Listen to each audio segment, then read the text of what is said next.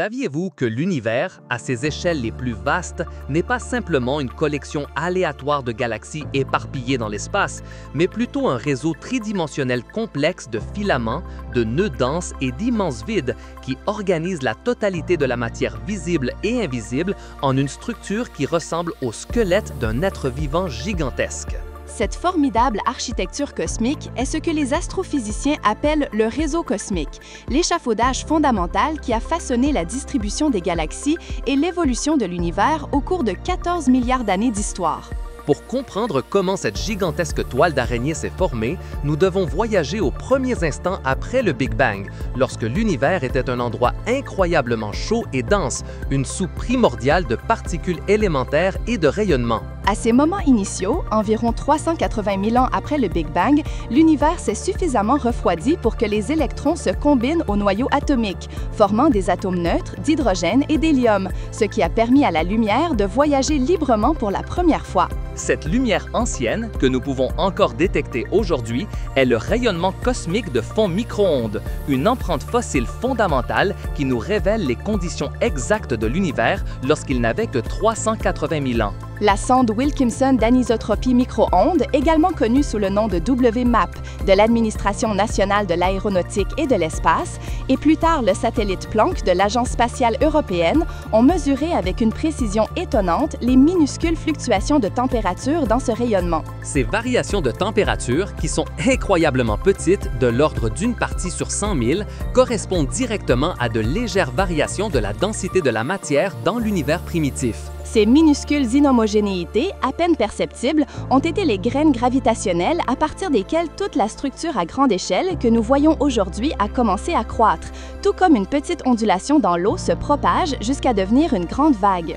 Il est fondamental de comprendre que la matière baryonique, qui est la matière ordinaire dont nous sommes faits, les étoiles et les planètes, ne constitue qu'environ 5% de la composition totale de la composition de l'univers. Les 27% restants de la masse et de l'énergie du cosmos correspondent à la mystérieuse matière noire, une substance qui n'interagit pas avec la lumière ni avec la matière baryonique d'aucune manière détectable, sauf par le biais de sa force gravitationnelle. L'existence de la matière noire a été proposée pour la première fois dans les années 1930 par l'astronome suisse Fritz Zwicky, qui a observé que les galaxies dans l'amas de Coma se déplaçaient trop rapidement pour être liées uniquement par la gravité de la matière visible. Plus tard, dans les années 1970, l'astronome Vera Rubin et ses collaborateurs ont confirmé ces anomalies en étudiant les courbes de rotation des galaxies spirales, trouvant que les étoiles au bord des galaxies tournaient à une vitesse constante, ce qui impliquait une quantité massive de matière invisible. Cette matière noire, n'interagissant pas électromagnétiquement,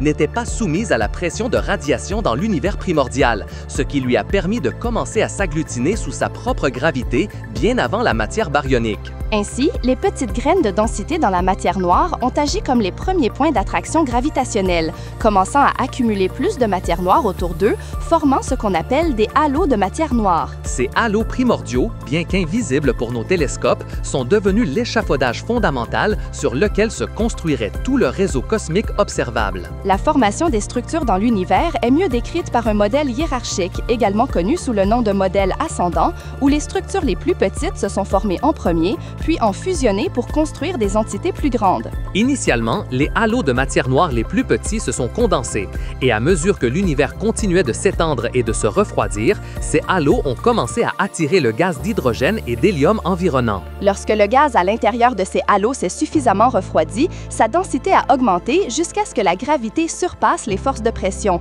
ce qui a provoqué son effondrement et le début de la formation des premières étoiles et galaxies, phénomènes qui se sont produits pendant l'ère de la réionisation.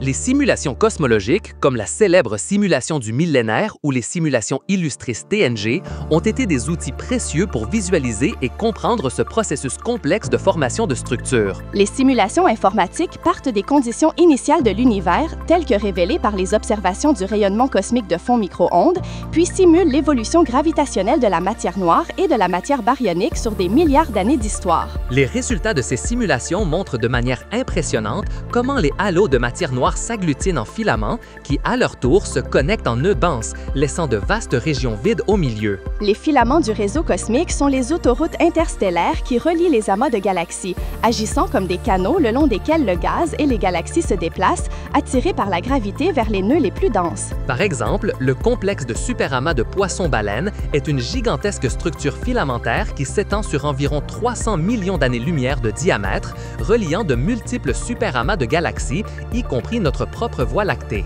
Les nœuds du réseau cosmique sont les endroits les plus denses, où convergent plusieurs filaments, et sont les hôtes des amas de galaxies les plus massifs et des structures les plus grandes de l'univers.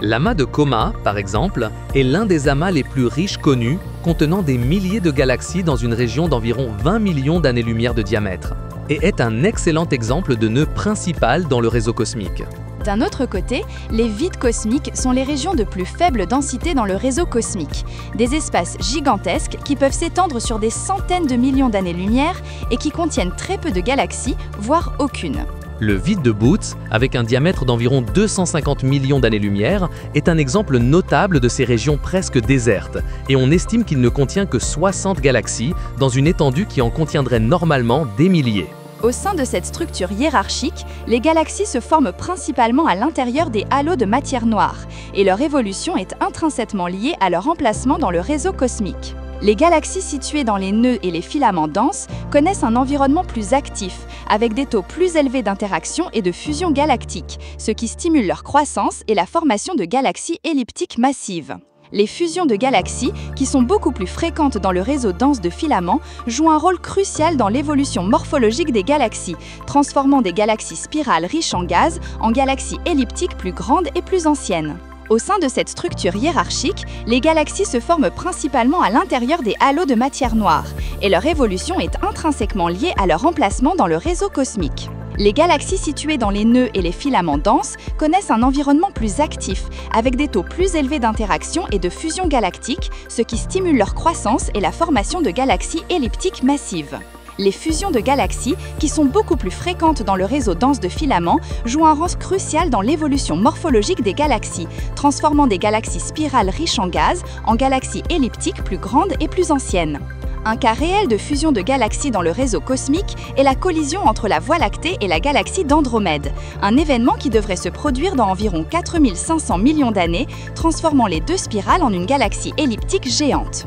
Outre la gravité de la matière noire, l'énergie noire joue un rôle essentiel dans l'évolution à grande échelle de l'univers et par conséquent dans la configuration du réseau cosmique. Découverte en 1998, l'énergie noire est une force mystérieuse que l'on pense être responsable de l'expansion accélérée de l'univers, contrant l'attraction gravitationnelle de la matière. Aux plus grandes échelles, l'énergie noire pousse les structures du réseau cosmique au-delà de la portée gravitationnelle mutuelle, limitant la taille et la quantité de structures qui peuvent se former à l'avenir. Son influence est particulièrement visible dans les vides cosmiques, où la densité de la matière est si faible que l'énergie noire domine la gravité locale, provoquant une expansion encore plus rapide et rendant ces vides de plus en plus grands et vides. L'observation du réseau cosmique se fait au moyen d'enquêtes de décalage vers le rouge de galaxies à grande échelle, qui cartographient la distribution tridimensionnelle des galaxies dans des volumes gigantesques de l'univers. Le Sloan Digital Sky Survey, connu sous le nom de SDSS, a été l'un des projets les plus réussis dans ce domaine, cartographiant plus de 3 millions de galaxies et de quasars et révélant avec une clarté sans précédent la vaste et filamenteuse structure du réseau cosmique. Ce projet a permis d'identifier des filaments géants de galaxies, comme le Grand Mur de Sloan, une structure de galaxies d'environ 1300 millions d'années-lumière de long qui s'étend à travers de vastes étendues de l'univers observable. Une autre technique d'observation cruciale pour détecter la matière noire, et par conséquent le squelette invisible de la toile cosmique, est l'étude de la lentille gravitationnelle faible. Cette technique repose sur l'effet que les grandes concentrations de masse, y compris la matière noire invisible, déforment la lumière des galaxies de fond, permettant aux astronomes de déduire la distribution de la masse totale dans l'univers. Les télescopes à rayons X, comme l'Observatoire de rayons X Chandra de la National Aeronautics and Space Administration, contribuent également à notre compréhension de la toile cosmique en détectant le gaz chaud et diffus qui s'accumule dans les amas de galaxies et le long des filaments. Ce gaz, qui atteint des millions de degrés Celsius, est un indicateur de la présence de grandes quantités de matière dans ces structures et témoigne des processus de choc et de chauffage qui se produisent lorsque le gaz tombe vers les nœuds du réseau. La connexion entre la formation de la toile cosmique et l'évolution des trous noirs supermassifs au centre des galaxies est un autre domaine de recherche fascinant et d'une importance capitale. On pense que les trous noirs supermassifs, qui peuvent avoir des masses de millions, voire de milliards de fois la masse du Soleil, coévoluent avec leurs galaxies hôtes. Lorsque ces trous noirs accrètent activement de la matière, ils forment des quasars ou des noyaux galactiques actifs qui émettent d'énormes quantités d'énergie sous forme de rayonnement et de jets de particules. Cette énergie, connue sous le nom de rétroaction des noyaux galactiques actifs, peut chauffer ou éjecter le gaz des galaxies, supprimant la formation d'étoiles et par conséquent influençant la croissance des galaxies au sein de la toile cosmique. Par exemple, dans les amas de galaxies au nœud de la toile cosmique, l'activité des noyaux galactiques actifs peut empêcher le gaz de se refroidir suffisamment pour former de nouvelles étoiles, régulant ainsi la taille finale des plus grandes galaxies. L'étude de la toile cosmique n'est pas qu'un exercice académique, elle a de profondes implications pour notre compréhension de la cosmologie fondamentale et de la nature de l'univers. Elle nous permet de tester la validité du modèle cosmologique standard, connu sous le nom de lambda CDM, qui décrit la composition et l'évolution de l'univers en se basant sur la matière noire froide, l'énergie noire et la matière baryonique. En comparant les prédictions de ce modèle avec les observations de la distribution des galaxies et de la toile cosmique, les scientifiques peuvent affiner notre compréhension des paramètres cosmologiques clés tels que la densité de matière noire ou la constante de Hubble. Par exemple, les divergences dans les mesures de la constante de Hubble, qui décrit le taux d'expansion de l'univers, suggèrent que nous pourrions encore perdre une pièce du puzzle. Modèle cosmologique lambda CDM nécessitant des ajustements ou découlant de l'hypothèse cosmique. La toile cosmique est également un immense laboratoire naturel pour étudier la physique des processus de formation des galaxies, l'évolution des trous noirs supermassifs et l'interaction entre la matière ordinaire et la matière noire.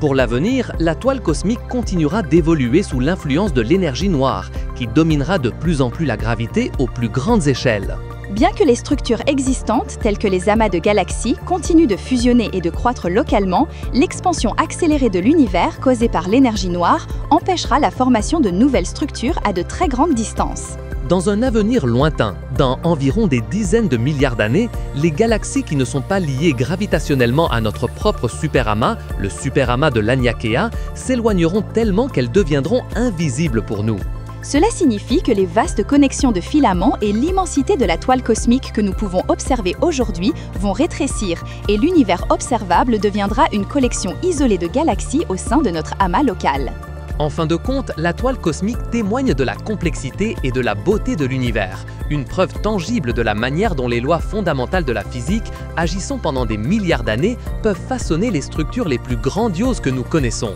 C'est une histoire de gravité et de matière noire, de petits débuts et de conséquences gigantesques, une tapisserie cosmique qui continue de dévoiler ses secrets à mesure que nous avançons dans notre voyage d'exploration. Explorateurs, si cette incroyable histoire de la toile cosmique vous a fasciné autant que nous, n'oubliez pas de liker cette vidéo. Et pour ne manquer aucune de nos prochaines expéditions à travers les mystères de l'univers, abonnez-vous à la chaîne. Nous voulons connaître votre opinion sur cette structure cosmique, alors laissez-nous un commentaire ci-dessous. Et partagez cette vidéo avec tous ceux qui s'émerveillent également de la grandeur du cosmos.